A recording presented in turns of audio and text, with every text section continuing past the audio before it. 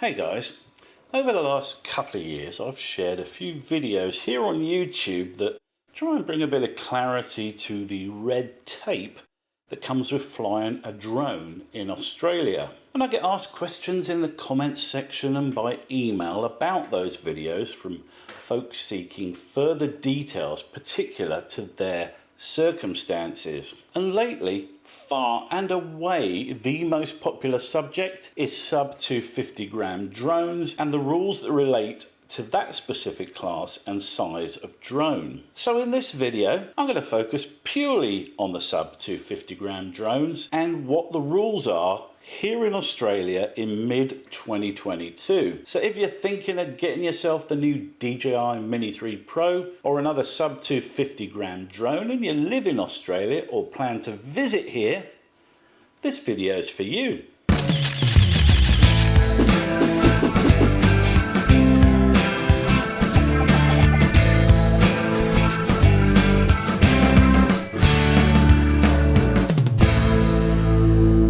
Okay, so the first thing to say about flying these sub-250g drones, or micro RPAs as you'll find them referred to in the paperwork, is that most of the rules are exactly the same as for the bigger drones. There's this perception that you can do what you like if you get a sub-250g drone, but if you want to fly legally, then that is simply not the case. There is a list of standard operating procedures for all drones, and most of the rules within those guidelines apply whether you're flying a DJI Spark or a Mavic 3. So the maximum height is still 120 meters. You still can't get within 30 meters of people. You can't fly at night, and you have to maintain visual line of sight to your drone at all times. These basic rules apply to everyone except commercial drone pilots with full remote pilot licenses and additional certified approvals. In the real world, of course, many of these rules are ignored, shall we say, overlooked. As long as you don't fly a drone to Bunnings to pick up a snag, you'll probably get away with it. If you want to fly your sub-250g drone legally, 99% of the standard rules apply. However, there are differences between recreational and commercial drone operators. And just to be clear on the definitions, if you are not going to be earning any money from your drone and you're just flying that thing for shits and giggles, then you are a recreational drone operator. But if you earn any money at all from your drone by selling photos or videos, for surveying or for monitoring, then you are a commercial drone operator. All right, let's talk recreational first. You do not need an aviation reference number, or ARN as it's known. You do not need an RPA operator accreditation certificate. You do not need to register your drone. You do not have to complete any paperwork whatsoever to fly your sub-250g drone here in Australia. Nothing, nada, zilch, okay? So there's no paperwork or licenses required. Let's talk about the legalities of actually using your drone. And when it comes to where you can fly your drone, you're in pretty much the same boat as everyone else. You cannot, for instance, fly in active restricted airspace. Most of Sydney Harbour is restricted airspace and you need special permissions from the feds to fly there. There are areas of restricted airspace all over Australia, and you should check on something like the OK to Fly app or their website to make sure that you're not in one. Having a sub-250g drone does not immediately give you access to active restricted airspace. The rules are the same for everyone. All the other stuff, such as 120 meters maximum height, 30 meters from people, no flying over populous areas, that's all the same too. However, when it comes to the 5.5 kilometer exclusion zone around controlled aerodromes, the rules are different. While heavier drones are banned from flying anywhere within a 5.5 kilometer radius of an airfield, sub-250g drones are permitted to fly within that 5.5k zone. In fact, they can fly adjacent to the airport as long as they do not enter so-called movement areas such as runways and flight paths. Now, I mentioned that these differing rules refer to controlled aerodromes, and controlled aerodromes are ones that have radio control towers manned by air control officers. These are typically the larger airports such as Sydney Kingsford Smith Airport. Non-controlled airfields or aerodromes do not have radio control towers manned by air control officers. These are typically the smaller regional aerodromes that are usually little more than a field with a landing strip cut through the grass. And all sizes of drones can be flown at non-controlled aerodromes, including all the way into that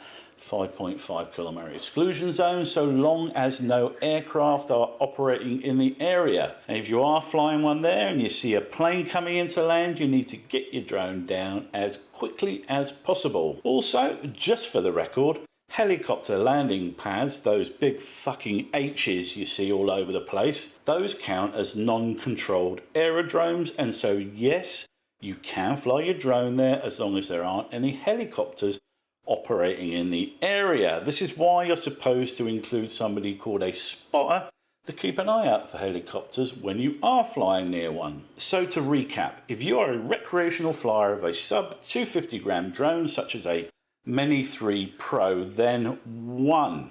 You do not have to complete any paperwork, certifications or registrations. 2.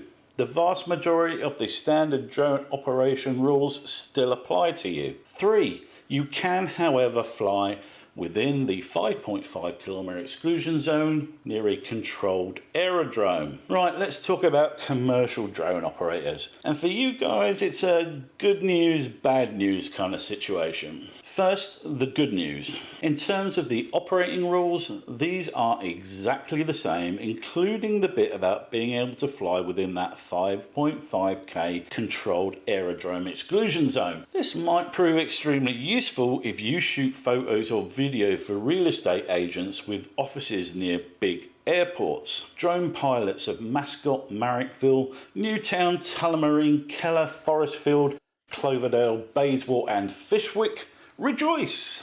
The other good news is that all sub 500g drones are exempt from the registration levy. Now the bad news, you have some paperwork to do. As a commercial drone operator, you need to do 3 things. Firstly, you need to get an aviation reference number, or ARN as it's more commonly referred to. Secondly, you need to get an RPA operator accreditation, and thirdly, you need to register your drone. So that first one's easy. To get an ARN, just go to the My CASA portal, I'll link it down below, and apply for one. This is free of charge. Once you have your ARN, you can get your RPA operator accreditation. This is basically a dumbed down multiple choice drone test. The questions are very simple and pertain to the standard operating procedures, such as the maximum height you're allowed to fly to. You don't get bonus points for taking the piss, and just send it is not going to come up in the options. Finally, you need to register your drone through the aforementioned My CASA portal. As I mentioned, all drones under 500 grams are exempt from the $40